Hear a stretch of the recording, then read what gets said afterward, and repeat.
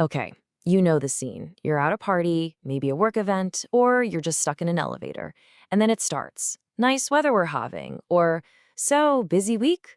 And you just feel it, right? That slow, creeping sense of dread. If you've ever wished a trap door would just open up and swallow you whole during small talk, trust me, you are not alone. So let's actually unpack the real reason why some of us just can't stand it. Mentally painful.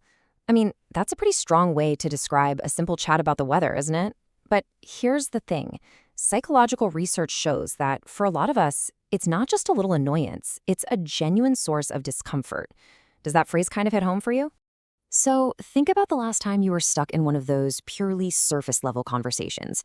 Did you walk away feeling all energized and connected?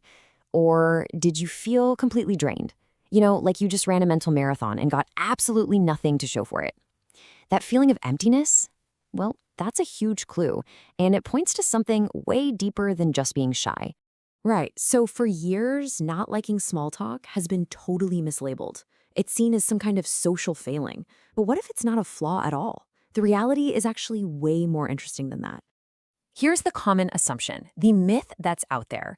If you avoid small talk, you must be antisocial. Maybe a little rude or shy, or avoidance, maybe even arrogant. People just assume you don't like other people. And this is a really powerful myth that can make you feel pretty isolated in a world that, seems to run on all this casual chatter. So this right here, this is the core of the whole misunderstanding. On the one hand, you have the myth. You're antisocial, you're rude. But the reality? It's something else entirely. Your brain actually craves meaning. It needs stimulation, and it seeks out this thing called resonance. So what is the real reason for all that discomfort? Well, it's not some personality flaw. Nope. It's a fundamental cognitive need. It's all about how your brain is wired. And let's be super clear about this. For most people who hate small talk, it is not about avoiding people. In fact, it's usually the total opposite. It's this powerful desire to connect, but you want that connection to happen on a more substantial, more meaningful level. It's really about wanting quality over quantity in your conversations. This brings us to a really key concept, cognitive depth. Think of it like this. Some brains are just hungry. They're not satisfied with simple, prepackaged bits of information. They want to chew on something complex, something that makes them think and analyze.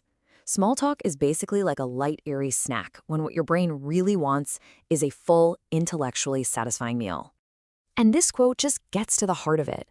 That feeling of emptiness is there for a reason. Small talk feels empty because it's missing the two key ingredients your brain is looking for, meaning and stimulation. It doesn't offer any cool patterns to uncover, no complex ideas to explore, no new perspectives to consider.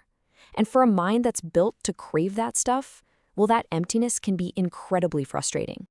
And this leads us to our second key idea, mental resonance.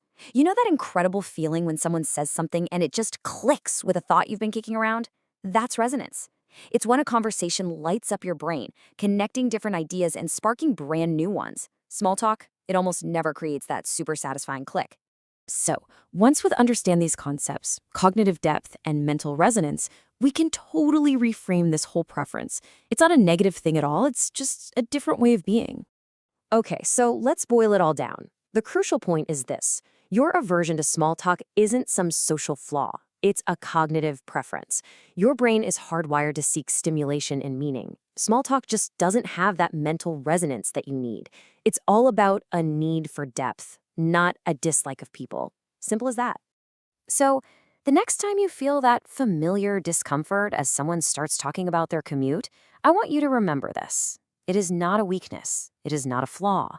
It's a signpost. It's just a little signal from your brain telling you that it's hungry for something more substantive, something more meaningful, and way more engaging. And really, that just leaves us with a final, pretty important question to think about. In a world that is so full of noise and distraction, what kind of conversations are actually worth our limited time and our mental energy?